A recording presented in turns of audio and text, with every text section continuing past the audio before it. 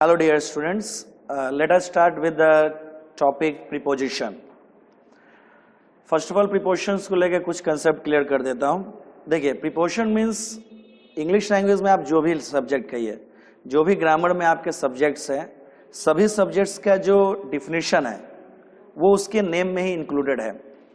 जैसे कि आप कहें टेंस, तो ऐसा लगता है कि जैसे tense is a combination of two words. Tense जो है दो शब्दों से जुड़ के बना है. क्या क्या है वो लगते हैं? Time plus sense equals to tense होता है. मतलब ये हो गया कि वह सेंटेंस जिसमें टाइमिंग भी है और जिसका एक सेंस निकले वो आपका टेंस हो गया. ठीक उसी तरह से मान लीजिए आप कंजंक्शन बोलते हैं, तो ऐसा लगता है कि जैसे कंजंक्शन दो शब्दों से जुड़ के बना है. कन प्लस जट, कन प्लस जट इक्वल्स टू कहते हैं कंजंक्शन होता है. तो कन का अर्थ होता है समथिंग और जट का अर्थ बताया गया है ज्वाइन. तो जब हम समथिंग को ज्वाइन करते हैं तो उसी को हम कंजंक्शन कहते हैं. ठीक उसी तरह से अगर अब मैं कहूं कि नाउन, तो नाउन का अर्थ सिंपल सा होता है कि नेम, क्योंकि what we say that the name of a person, place और थिंग इज कॉल्ड नाउन. व्यक्ति, वस्तु, स्थान के नाम को नाउन कहते हैं. तो क्यों ना ये कहा जाए कि जो भी नाम होते हैं वो नाउन होते हैं. तो नाउन मीन्स नेम होता है. उसी तरह से होती है प्रोनाउन चैप्टर. तो प्रो प्लस नाउन, ये दो शब्दों से जुड़ के बना है. प्रो का अर्थ होता है इन प्लेस ऑफ और नाउन मतलब नेम. तो नेम के प्लेस पे जो आप यूज करते हैं उसे प्रोनाउन कहते हैं. एडवर्ब, एड प्लस वर्ब से जोड़ा गया है. मतलब एड मतलब ऐड, कुछ ऐड करिए. वर्ब में जब हम कुछ ऐड करते हैं तो उसे एडवर्ब कहते हैं. ठीक उसी तरह से होती है प्रीपोजिशन. प्री प्लस पोजिशन, इन दो शब्दों से बनके ये चैप्टर बना है प्रीपोजिशन. प्री मतलब जानते हैं आप पहले, पोजीशन मतलब नाउन या प्रोनाउन के. तो प्रीपोजिशन का एक जनरल डिफिनेशन भी बन जाता है कि प्रीपोजिशन इज अ वर्ड और group of words that shows the relation between two words. तो प्रीपोजिशन वह शब्द या शब्दों का वह समूह है जो दो शब्दों के बीच में मतलब संबंध को दर्शाता है. तो स्टूडेंट्स बस आपको यह ध्यान रखना है कि प्रीपोजिशन और कंजंक्शन में बस डिफरेंस इतना है कि कंजंक्शन दो चीजों को जोड़ने का कार्य करता है और प्रीपोजिशन जो है वो दो चीजों के बीच में रिलेशन को डिफाइन करता है, उनका संबंध बताता है. तो जैसा कि आपने मेरे इंट्रोडक्टरी लेक्चर में सुना होगा कि मैंने कहा था कि हमारे इंस्टीट्यूट में जो जनरली हम प्रीपोजिशन चैप्टर से ही स्टार्ट करते हैं, क्योंकि वो बहुत ही मतलब एक बेहतरीन चैप्टर है जो किसी भी एग्जाम में आपको बहुत ज्यादा यूज करना है. तो let us start with the preposition chapter. देखो बच्चों, अगर आप प्रीपोजिशंस पे कमांड पाना चाहते हैं तो सबसे उसका easy and the best way is that you just understand the thing with the help of figures. अगर आप उसे फिगर के सहायता से समझेंगे तो वो काफी आपको हेल्प मिलता है. तो इसीलिए स्टूडेंट्स, फॉर योर इंफॉर्मेशन और for your knowledge, I have drawn a figure. मैंने एक फिगर को यहाँ पे ड्रॉ किया है जिसके हेल्प से मैं आपको ट्राई करूंगा कि वेरियस प्रीपोजिशंस को समझा सकूं. इससे क्या होगा कि पहले अगर आप ये समझ जाएंगे जो कौन सा प्रीपोजिशन का एक ओवरऑल क्या अर्थ होती है, तो बाद में जब ये प्रीपोजिशन को जब आप मैं डिटेल में पढ़ाऊंगा तो आप काफी इजी होगा उन सब चीजों को आपको जो है समझने में. तो आइए स्टूडेंट्स इस फिगर की बात करते हैं. देखिए, इसमें हमने दो वाटर टैंक बनाए हैं और एक का नाम रखा है हमने वाटर टैंक 1 और एक का नाम हमने रखा है वाटर टैंक 2. और उसमें हमने वेरियस लेवल्स बना दिए हैं. ये 10, 20, 30, 40, 50. जैसे कि नदियों में जो होती है कि बाढ़ के समय नहीं होती है कि डेंजर लेवल है, पानी इस लेवल में बह रहा है, पानी इस लेवल में. तो ठीक तरह से उसी तरह से हमने टैंक में लेवल बना दिए हैं. ये 10, 20, 30, 40, 50. और उसमें जो ध्यान रखिएगा 30 जो है वो आपका जो नॉर्मल लेवल है पानी की. 30 जो है पानी का नॉर्मल लेवल है और 50 जो है पानी का जो आपका डेंजर लेवल है. 30 पानी का नॉर्मल लेवल और 50 जो है पानी का डेंजर लेवल. और इसी को हमें डिस्कस करना है जो कैसे. और यहाँ से हमने एक पाइप भी गुजरा हुआ है. इस टैंक 1 से होकर एक पाइप जा रहा है और यहाँ पे देखिए एक थिक पाइप है, फिर जाके ये पाइप नीचे की तरफ जा रही है और वहां पे टैंक 2 है. तो हम इसमें जो है वाटर को फ्लो करा के पानी बहेगी और जैसे जैसे पानी आगे बढ़ते जाएगा हम अलग अलग तरह के प्रीपोजिशंस को यूज करेंगे. और वही एक प्रीपोजिशन जो आपको जो नॉर्मल लाइफ में भी समझ आएगा कि इस प्रीपोजिशन को हमें ऐसे यूज करना चाहिए. तो ये बच्चे देखते हैं, पानी नॉर्मल लेवल ये रहा 30 और 50 के पास ही कहीं है। मतलब ये पता चल रहा है कि ये नॉर्मल डेंजर लेवल से पानी नीचे चल रहा है और नॉर्मल लेवल से पानी जो है ऊपर है। तो अब प्रीपोशन के सहायता से हम ट्राई करेंगे जो हम इन्हें फिल कर दें। तो हमें यह पता चल रहा है कि पानी जो है डेंजर लेवल से नीचे है। तो जब भी आप किसी चीज को देखते हुए कंपेयर करते हैं कि हम उस चीज से नीचे हैं या उस चीज से ऊपर हैं, तो जब भी हम कंपेयर करते हैं तो उसके लिए हम प्रीपोशन का यूज करते हैं below. The exact preposition is below. तो आप ये कह सकते हैं कि पानी जो है डेंजर लेवल से नीचे है, तो water is below danger level. But ये दिख रहा है कि आपको कि नॉर्मल लेवल से वो थोड़ा सा ऊपर है, तो ये कह सकते हैं कि ना water is above normal level. तो now you can say here that water is below danger level but above normal level. अर्थ ये निकला कि जब भी हम अबव या बिलो का प्रयोग करते हैं तो उसका मेन जो थीम होता है वो कंपैरिजन का होता है। अगर हम किसी चीज को देखें और उससे तुलना करते हुए कहें कि हम उससे नीचे हैं या उससे हम ऊपर हैं, तो उसी को हम ध्यान में रखते हुए अबव या बिलो का प्रयोग करते हैं। अगर आप हिंदी कहें तो उसे हम कह सकते हैं से नीचे से ऊपर। से नीचे को हम कहते हैं बिलो, से ऊपर से कहते हैं हम लोग अबव। जैसे कि फॉर इंस्टेंस मैं आपको एक नॉर्मल लाइफ का इंसिडेंट देता हूं। जैसे हम लोग कहते हैं बीपीएल फैमिली, तो उसका पूरा अर्थ होता है आपको पता ही है कि बिलो द पॉवर्टी लाइन। तो एक पॉवर्टी लाइन एक रेखा है, हम उस पॉवर्टी लाइन को देखते हुए कह रहे कि उस पॉवर्टी लाइन से कोई नीचे है, और एक होती है APL family, above the poverty line. तो बीपीएल मतलब उस पॉवर्टी लाइन से नीचे और अबव मतलब उस पॉवर्टी लाइन से ऊपर। तो जब भी हम किसी चीज को स्टैंडर्ड मान के उससे ऊपर या उससे नीचे की बात करते हैं तो हम प्रीपोशन अबव या बिलो का ही प्रयोग करते हैं। नाउ लेट अस कम।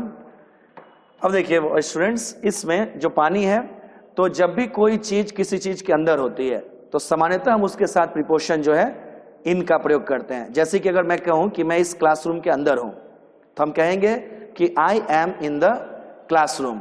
तो उसी तरह से पानी जो है देखिए टैंक 1 में भरा हुआ है, तो हम इसके लिए प्रीपोशन क्या यूज करेंगे, द वाटर इज, या सिर्फ वाटर कह सकते हैं, वाटर इज इन टैंक 1। अब आइए स्टूडेंट्स देखते हैं, यहां देखिए अब इस टैंक 1 से जो है पानी बाहर निकल रही है। तो सिंपली ध्यान रखिए, जब भी कोई चीज किसी चीज से बाहर आए तो उसके लिए मेनली हम या तो आउट ऑफ का प्रयोग करते हैं या फिर प्रीपोशन फ्रॉम का प्रयोग करते हैं। तो हम कह सकते हैं कि water is coming out of tank 1। तो कभी भी किसी चीज से बाहर निकलने के लिए हम सामान्यतः प्रीपोशन आउट ऑफ को ही प्रेफर करते हैं। जैसे कि मान लो आप क्लास में बैठे हो, आप क्लास से बाहर जाओगे, तो उसके लिए कहेंगे कि students are coming out of the classroom. जैसे कि स्टेशन है, वहां पे मतलब जो पैसेंजर्स उतरे हैं अब वो स्टेशन से बाहर निकल रहे हैं, तो हम लोग कहते हैं कि passengers are coming out of the station. अब ये स्टूडेंट्स देखिए, अब पानी यहाँ धीरे धीरे आगे की तरफ बढ़ रहा है और यहां से आके पानी जो है गिर रहा है। तो नीचे गिरने के लिए दो चीजों का हम प्रयोग कर सकते हैं, एक होता है फॉलिंग डाउन और एक होती है फॉलिंग टुवर्ड्स। अंतर यह है कि अगर नीचे कोई चीज गिर रही है और वहां पे कोई ऑब्जेक्ट मौजूद नहीं है, तो सिंपली वो नीचे गिर रहा है, कोई ऑब्जेक्ट नहीं है, तो हम उसके लिए फॉलिंग डाउन का प्रयोग करते हैं। और अगर कोई नीचे चीज गिर रहा है और वहां पे कोई ऑब्जेक्ट है, उसी में उसे गिरना है, तो उसके लिए हम फॉलिंग टुवर्ड्स का प्रयोग करते हैं। तो यहां देखिए कोई ऑब्जेक्ट तो है नहीं, तो इसलिए हम सिंपली यूज कर रहे हैं फॉलिंग डाउन। अब यहां से आके देखो स्टूडेंट्स, यहां पे एक थिक पाइप बनी हुई है, पानी जो है इस थिक पाइप में इंटर कर रहा है। और ये जो क्वेश्चन आप देखोगे, अगर आप केयर करें तो प्रीवियस ईयर में मैक्सिमम टाइम्स पूछे जा चुके हैं। तो इसके लिए अगर मैं एक लिखूं क्वेश्चन, वाटर इज एंटरिंग, फिर एक ब्लैंक है, उसके बाद लिखा हुआ है द थिक पाइप, पानी जो है थिक पाइप में इंटर कर रही है। तो अब देखिए, हम लोग तो सामान्यतः ये सोचते हैं कि इंटर के साथ इनटू लिख लेते हैं, तो हम ये सोचेंगे कि water is entering into the thick pipe. But students, for your kind information, inter के साथ जनरली एक्सेप्शंस को छोड़ दिया जाए तो इनटू का प्रयोग नहीं कर सकते, क्योंकि मैं आपको एक सिंपल बताता हूं, एंटर, अगर आप एंटर कहते हैं तो उसका अर्थ ही होता है कम इनटू। तो अगर आप ध्यान दें तो एंटर का तो अर्थ ही होता है कम इनटू। तो अगर आप इंटर के साथ इनटू लिखेंगे तो वो तो सुपरफ्लुअस हो जाएगी। जैसे कि नॉर्मल लाइफ में हम पढ़ते भी हैं कि रिटर्न के साथ बैक शब्द का प्रयोग नहीं करते, क्योंकि रिटर्न का अर्थ ही होता है बैक। तो ठीक उसी तरह से जनरल सेंस में इंटर के साथ इनटू का प्रयोग आप नहीं कर सकते। तो इसलिए यहां क्या होना चाहिए था, water is entering, no preposition required, the thick pipe. जैसे कोई बच्चा अगर क्लासरूम के अंदर इंटर कर रहा है तो हम उसे कहेंगे the boy, the student is entering the classroom. वहां पे आप इनटू का प्रयोग नहीं कर सकते कि उसमें इनटू ऑलरेडी छुपा हुआ है। नाउ लेट अस कम, अब देखिए इस थिक पाइप से होके पानी गुजर रही है। तो सिंपल सा ध्यान रखिए कि जब भी कोई चीज किसी चीज से होके गुजरे, जब भी कोई चीज किसी चीज से होके गुजरता है तो हम उसके लिए प्रीपोजिशन थ्रू का प्रयोग करते हैं। जैसे कि मान लीजिए आप मूवी हॉल में बैठे हैं, मूवी हॉल में दोनों साइड सीट्स होती हैं, उसके बीच में रास्ता होता है, तो उस रास्ते को हम कहते हैं आइल, AISLE, आइल मतलब सीट्स के बीच का रास्ता। तो मान लीजिए जैसे कि शो खत्म हुआ तो हम उस रास्ते से होकर गुजरते हैं, तो हम उसमें कहते हैं कि the audience is moving through the aisle, the audience is passing through the aisle. जैसे कि आप मार्केट जाते हो, मार्केट में दोनों तरफ दुकानें होती हैं, उसके बीच से आप गुजरते हैं तो उसे भी हम थ्रू ही कहते हैं, we are passing through the market. तो ठीक उसी तरह से ये जो पानी है इस थिक पाइप से होकर गुजर रही है, तो हम इसे कहेंगे water is passing through the thick pipe. लेकिन बच्चों जैसे कि जानते होंगे कि जब टैंक में पानी होती है तो उसके साथ धूल मिट्टी के कण भी बहुत ज्यादा घूमते रहते हैं, तो उस धूल मिट्टी के कण को आप जनरली कहते हो सिल्ट, उस धूल मिट्टी के कण को हम जनरली कहते हैं सिल्ट। तो अब ये कहिए, ये कह सकते हैं कि पानी के साथ साथ सिल्ट भी तो बह रहा है, दो चीजें एक दूसरे के साथ बह रही है, पानी भी बह रहा है और उसके साथ साथ सिल्ट, धूल मिट्टी के कण भी बह रहे हैं, तो आप इसे कहेंगे सिल्ट इज ऑल्सो मूविंग। तो ध्यान रखिए जब दो चीजें एक दूसरे के साथ गति में चलती हैं, दो चीजें एक दूसरे के साथ जब गति में चलें तो उसके लिए हम एक प्रीपोजिशन का यूज करते हैं अलोंग विथ। तो आप यहां कह सकते हो कि silt is also moving along with water, मतलब पानी के साथ सिल्ट भी बह रहा है या फ्लो कर रहा है। अब आइए बच्चों यहां से आते हैं, तो देखिए फिर से इस थिक पाइप से पानी बाहर आ रहा है। तो अभी हमने थोड़ी देर पहले बात की, जब भी किसी चीज से बाहर आते हैं तो उसके लिए प्रीपोजिशन जो है कम आउट ऑफ या आउट ऑफ का प्रयोग करते हैं। तो हम ये कहेंगे कि now water is coming out of thick pipe. अब यहां से पानी आके देखिए फिर से नीचे की तरफ गिर रहा है। तभी जस्ट हमने थोड़ी देर पहले बात की कि जब भी नीचे की तरफ गिरते हैं और कोई ऑब्जेक्ट ना हो तो फॉलिंग डाउन का प्रयोग करते हैं, और अगर कोई ऑब्जेक्ट मौजूद है तो फॉलिंग टुवर्ड्स का प्रयोग करते हैं। तो देखिए यहाँ पे आपके पास एक टैंक है, टैंक 2, पानी उसी में गिरना है, तो हमारे पास एक ऑब्जेक्ट मौजूद है, तो अब यहाँ हम कहेंगे कि water is falling towards tank 2, water is falling towards tank 2। अब यहाँ आके देखिए ये पानी जो है इस टैंक 2 में स्टोर हो गया, तो ऑफ कोर्स अब ये पानी जो है टैंक 2 के अंदर मौजूद है। तो जो भी चीज किसी चीज के अंदर मौजूद होती है तो हम उसके लिए समानता प्रीपोजिशन इन का प्रयोग करते हैं। तो हम कहेंगे कि now water is in tank 2। लेकिन जैसे कि हमने यहाँ बात की कि पानी के साथ साथ धूल मिट्टी के कण सिल्ट भी बह रहा है, तो वो सिल्ट जो है धूल मिट्टी के कण बहते बहते यहाँ भी आएगा और टैंक 2 के तली में बॉटम में जमा होगा। तो हम इससे कहेंगे now silt is at the bottom. तो ये ध्यान रखना है बच्चों कि सामान्यतः बॉटम शब्द के साथ हम प्रीपोजिशन एट का ही प्रयोग करते हैं, और सामान्यतः टॉप के लिए जो है हम सामान्यतः प्रीपोजिशन ऑन का प्रयोग करते हैं। मतलब हो गया कि at the bottom, on the top. अब आइए जो इमेजिनेशन है हमें प्रीपोजिशन को प्रूफ करना है। सपोज करिए कि उसी समय एक बर्ड, एक जो है बर्ड है, एक पक्षी उड़ता हुआ आया और वो टैंक 1 के ऊपर लैंड किया। उसी समय एक पक्षी उड़ता हुआ आया और वो टैंक 1 के ऊपर उतरा। तो उसके लिए आप दो तरीके से लिख सकते हैं, अलाइट ऑन या फिर अलाइट एट। इसे लिख सकते हैं कि bird has alighted at tank 1 या अलाइटेड ऑन द टैंक 1। अब इसमें दो कंडीशंस है, अलाइट एंड एट और अलाइट ऑन में। देखिए जब भी कोई चीज किसी चीज पे उतरे और उतरने के समय उसमें मूवमेंट हो, गति होगी, तो हम उसके लिए प्रीपोजिशन अलाइट ऑन का प्रयोग करते हैं। और जब भी कोई चीज किसी चीज पे उतरे और वो डायरेक्ट वहां पे उतर जाए, उसे फिर से किसी गति की जरूरत, मूवमेंट की जरूरत ना पड़े, तो हम उसे कहते हैं अलाइट एट। जैसे कि फॉर एग्जांपल एरोप्लेन है, एरोप्लेन जब हवाई अड्डे पे उतरती है तो देखे होंगे कि उतरने के समय उसे चलना पड़ता है अपने आप को रोकने के लिए। तो अगर आपको एक कदम भी बढ़ाना पड़ा या 1000 कदम भी बढ़ाना पड़ा तो उसके लिए हम अलाइट ऑन का प्रयोग करेंगे। तो वहां लिखना होता है aeroplane has अलाइटेड on the airport. लेकिन हेलीकॉप्टर की बात करते हैं। आपको पता है कि जब हेलीकॉप्टर लैंड करता है तो डायरेक्ट वहीं पे लैंड कर जाता है, फिर से उसमें मूवमेंट, गति की जरूरत नहीं पड़ती है। तो हम कहते हैं helicopter has alighted at the airport. मतलब है उतरने के समय गति है तो अलाइट ऑन, उतरने के समय गति नहीं है तो अलाइट एट का प्रयोग करिए। फॉर एग्जाम्पल और बताता हूं, जैसे कि आप एक चलती हुई बस है, मूविंग बस है, आप मूविंग बस से अगर उतरोगे तो हमें पता है कि हमें अपने आप को बैलेंस करने के लिए एक दो कदम आगे बढ़ाना ही होगा। तो he alighted on from the moving bus करना होगा। लेकिन अगर मान लो आप बस स्टैंड पे उतरते हो तो बस स्टैंड पे तो बस जाके रुक गई है, तो आप डायरेक्ट चाहे तो वहां पे नीचे जमीन पे उतर सकते हैं, फिर से आपको फर्दर मूवमेंट की जरूरत नहीं पड़ती है। तो इसके लिए कहेंगे he has alighted at the bus stop.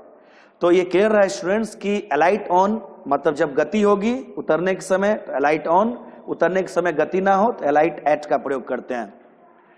तो यहाँ पे अलाइट ऑन और अलाइट एट बर्ड के लिए दोनों हो सकता है कि सपोज करें कि बर्ड तेजी से आई होगी तो उतरने के समय उसे एक दो कदम बढ़ाना पड़ेगा तो अलाइट ऑन हो जाएगा। लेकिन मान लीजिए बर्ड ऐसे करके आया और ऐसे करके आके उस पर लैंड किया जैसे हेलीकॉप्टर करता है तो हम अलाइट एट भी लिख सकते हैं। तो बर्ड के लिए दोनों सिचुएशन हो सकता है, बट पर्सन्स के लिए जनरली ये दो सिचुएशन में से कोई एक ही हो सकता है। अगर वो मूविंग में है तो अलाइट ऑन, मूविंग नहीं करेगा तो अलाइट एट हो जाएगी। अब आइए स्टूडेंट्स, सपोज करिए कि ये टैंक है तो ऑफकोर्स यहाँ पे जमीन होगी, फ्लोर होगा ही, और उस जमीन पे जो एक बिल्ली जो है लेटी हुई है, एक बिल्ली जो है कैट उस जमीन पे लेटी हुई है। तो जब कोई भी चीज किसी चीज के ऊपर है और सरफेस से टच कर रहा है, मान लीजिए ये पेन है, ये इस सरफेस पे है, टच कर रहा है, तो जब कोई भी चीज किसी चीज के ऊपर हो और सतह से स्पर्श करे तो हम उसके लिए समानता प्रीपोजिशन ऑन का प्रयोग करते हैं। तो हम इसे कह सकते हैं a cat is lying on the floor. लेकिन क्वेश्चन आप ये भी राइज कर सकते हो, नहीं सर हम तो ये भी कह सकते हैं ये जो कैट है इस टैंक और इस पाइप के बीच में सोई हुई है। तो ऑफ कोर्स वो भी हो सकता है। तो दो चीजों के बीच में है तो हम उसके लिए प्रीपोजिशन बिटवीन भी लिख सकते हैं। तो आप इसे कह सकते हैं a cat is lying on the floor between tank and its pipe. Question ये भी राइज कर सकते हैं, नहीं सर ये जो कैट है वो इस पाइप के नीचे सोई हुई है। तो ऑफ कोर्स कोई किसी चीज के नीचे है और सरफेस से टच नहीं कर रहा है तो उसके लिए हम अंडर का प्रयोग कर सकते हैं। तो हम इसे ये भी कह सकते हैं इसके लिए a cat is lying on the floor under this pipe. मतलब कहने का है कि प्रीपोजिशन चैप्टर बहुत ही लेंदी हो जाती है। उसका रीजन बस ये है कि जब एक ही चीज को आप अलग अलग एंगल से देखेंगे तो उसका प्रीपोजिशन जो है वो वेरी करता है। जैसे अगर इस कैट को जमीन के अकॉर्डिंग देख रहे हैं तो ऑन है, इन दोनों के अकॉर्डिंग देख रहे हैं तो बिटवीन है, इसके अकॉर्डिंग देख रहे हैं तो अंडर है। मतलब सभी सही है पर सभी का जो है सिचुएशन अलग अलग वेरी कर रहा है। अब आइए आते हैं, सपोज करिए कि उसी समय टैंक 1 के ऊपर से एक एरोप्लेन होके गुजरा, टैंक 1 के ऊपर से एक एरोप्लेन उड़ता हुआ चला गया। तो हम इसमें ओवर भी लिख सकते हैं, अंडर भी। उसका रीजन बताता हूं। देखिए ओवर और अंडर का सिंपल बेसिक कंसेप्ट, सपोज करिए एक वर्टिकल लाइन है, एक जो है वर्टिकल लाइन है, उस वर्टिकल लाइन के कोई चीज ऊपर है और टच नहीं कर रहा। उस वर्टिकल लाइन के कोई चीज ऊपर है, टच नहीं कर रहा तो हम उसे ओवर कहते हैं। और उसी वर्टिकल लाइन के कोई चीज नीचे है, टच नहीं कर रहा तो हम उसे अंडर कहते हैं। मतलब कोई किसी चीज के ऊपर है, सतह से स्पर्श ना करे, वर्टिकल एंगल है तो ओवर, उसके नीचे है सतह से स्पर्श ना करे तो अंडर होता है। तो फिर अमंग क्या, ओवर अबव क्या होगी? अबव का एक अर्थ तो हो गया कंपैरिजन के सेंस में, और एक होता है अबव का अर्थ दूर कहीं आकाश में, दूर कहीं आकाश में। मतलब है कि जब भी आप ऐसे एंगल की बात करते हैं तो एक कॉमन कंसेप्ट याद रखिएगा, ये वर्टिकल एंगल तो आपको ओवर या अंडर का ही प्रयोग करना चाहिए। अबव में आप कभी भी ऐसे की बात, वर्टिकल एंगल की बात नहीं कर सकते। तो सपोज करो ये घटना जो है 10 बजे की है, तो 10:10 मिनट के हजारों भाग में एक समय तो जरूर ऐसा आया होगा कि उस प्लेन और उस टैंक का एंगल ऐसा बना होगा। तो अगर आप उस एंगल की बात कर रहे हैं, फ्रैक्शन ऑफ सेकंड के लिए वो एक एंगल तो जरूर बना होगा। तो अगर आप उस एंगल की बात कर रहे हैं तो प्रीपोजिशन हो जाएगी ओवर। तो हम कह सकते हैं कि aeroplane was flying over the tank 1। लेकिन आप ये भी कह सकते नहीं सर वो जो प्लेन है वो उड़ता हुआ चला गया था, दूर कहीं आकाश में उड़ता हुआ चला गया था। तो उसके लिए हम लिख देंगे an aeroplane was flying above the tank 1। तो जब ओवर कर रहे हैं तो हम उस एंगल की बात कर रहे हैं, एबव कर रहे हैं तो उस दूर कहीं आकाश की हम बात कर रहे हैं। तो ये आप समझ सकते हैं कि ओवर, अंडर, एबव, बिलो में अंतर क्या है। एबव बिलो का हिंदी होता है से ऊपर, से नीचे या दूर कहीं आकाश में, और ओवर अंडर का अर्थ होता है के ऊपर, के नीचे। मतलब जब कंपेयर नहीं करते हैं तो ओवर या अंडर का प्रयोग करते हैं इन जनरल। अब आइए फॉर एग्जाम्पल, सपोज करिए कि यहाँ पे ये है टैंक 1 है, और उसी टैंक 1 के बगल में, उसी टैंक 1 के बगल में देयर इज अ टेम्पल। उसी टैंक 1 के बगल में एक आपका जो है टेम्पल है, मंदिर है। तो आप इसमें दो तरह से प्रीपोजिशन फिल कर सकते हैं। आपको ये कहना है कि एक टेम्पल जो है टैंक 1 के बगल में है, तो जब हम बगल में कहना चाहें तो हम बिसाइड का प्रयोग करेंगे। तो कह सकते हो there is a temple beside tank 1। लेकिन आप ये भी कह सकते हैं नहीं सर, वो जो टेम्पल है वो टैंक 1 के नजदीक है। तो जब आप नजदीक की बात करेंगे तो बाई का प्रयोग करिए, क्योंकि बाई के बहुत सारे अर्थ होते हैं, उसमें से एक अर्थ होता है नियर। तो you can say there is a temple beside tank 1 और there is a temple by tank 1, both are grammatically correct. तो this is all about your preposition. This figure you can understand, आप ये समझ सकते हैं कि इन का प्रयोग जनरली तभी करते हैं जब कोई किसी चीज के अंदर हो, थ्रू का प्रयोग तभी करते हैं जब कोई चीज किसी चीज से होकर गुजरती है, आउट ऑफ का प्रयोग तभी करना चाहिए जब कोई चीज किसी चीज से बाहर निकले, और along with का प्रयोग जनरली तब करते हैं जब कोई दो चीजें एक दूसरे के साथ मोशन में मूव कर रही हो। और फॉलिंग टुवर्ड्स, फॉलिंग डाउन का अर्थ होता है जब नीचे गिर रहा हो, ऑब्जेक्ट नहीं है तो फॉलिंग डाउन, नीचे गिर रहा हो, ऑब्जेक्ट मौजूद है तो फॉलिंग टुवर्ड्स। और एट का प्रयोग सामान्यतः बॉटम के साथ कर सकते हैं, टॉप के साथ ऑन का प्रयोग करते हैं। एलाइट ऑन का अर्थ होता है कि मोशन में उतरना, एलाइट एट का अर्थ होता है कि मोशन नहीं होगी। एबव है तो किसी चीज से ऊपर है कंपैरिजन में, और बिलो है तो किसी चीज से नीचे है। ओवर और अंडर में एंगल की बात होगी, उसके ऊपर है, उसके नीचे है, और कोई कंपैरिजन नहीं होनी चाहिए। So this is all about the figure and hope you have understood. If you have any questions और doubts you can write down in the comment box. Thank you very much.